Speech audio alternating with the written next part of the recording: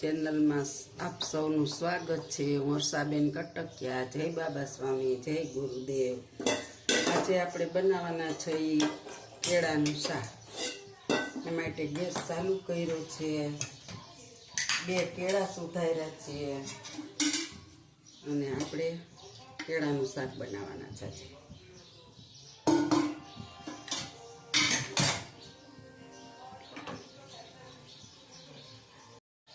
જો હવે આપણે એમાં 1 ચપટી રાઈ નાખીશું, 1 ચપટી જીરું નાખીશું અને 1 પિંચ હિંગ નાખીશું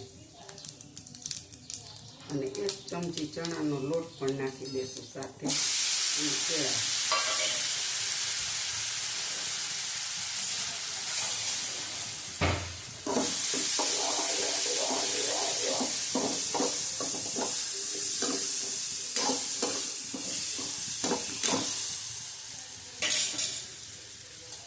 હવે આપણે મસાલો કરશું, જરી હળદર, થોડી ચટણી અને ધાણા જીરું। આપણે આમાં ધાણા જીરું વધારે નાખવાનું છે।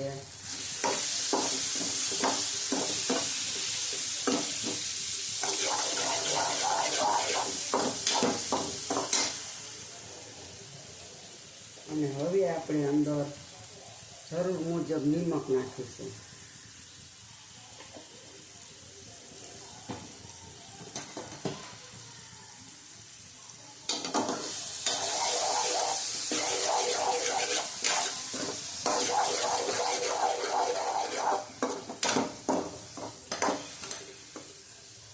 હવે આપણું શાક તેલમાં કતળી ગયું છે, તો થોડું કેવું પાણી નાખશું, ચમચો 1 જેટલું।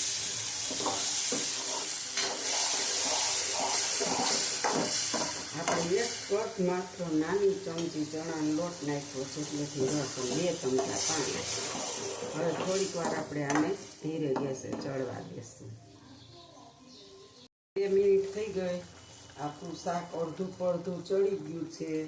હવે આપણે એમાં તાજું 2 ચમચી દહીં નાખીશું મસ્ત આનેથી ને, કારણ કે કેળા ગળ્યા હોય છે અને આપણે 2 ચમચી દહીં નાખશું ને, એનાથી આખો શાકનો સ્વાદ એટલો મસ્ત બની જશે કે આંગળા ચાટતા રહી જશે। આમાં ગરમ મસાલો પણ નાખી શકો, પણ મને નથી ખાવતો તો હું નથી નાખતી, અને બહુ તીખું અમે ખાતા નથી, એટલે જો આ શાક છે ને કોઈ ઘરે નથી, મારા પૂરતું મોડું બનાવ્યું છે।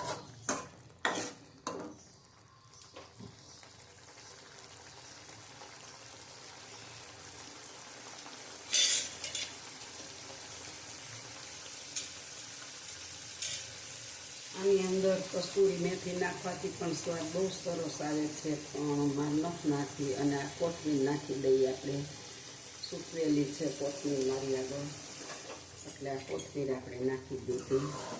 અને જો આપણું શાક ટોટલી ચડી ગયું છે અને મસ્ત બની ગયું છે, તમે જોઈ શકો છો કે આપણે તીખું નથી બનાવ્યું, મસ્ત મોળું અને મસ્ત બનાવેલું છે। હવે આપણે ગેસને ઠારી નાખીશું અને શાકને થોડીક વાર ભીજવા દેશું। તો તમે જોઈ શકો છો કે મારી કેળાના શાકની રેસીપી તમને કેવી લાગી। લાઈક કરજો, શેર કરજો, બેલ બટન દબાવવાનું ભૂલતા નહીં। આવજો। જય બાબા સ્વામી, જય ગુરુદેવ।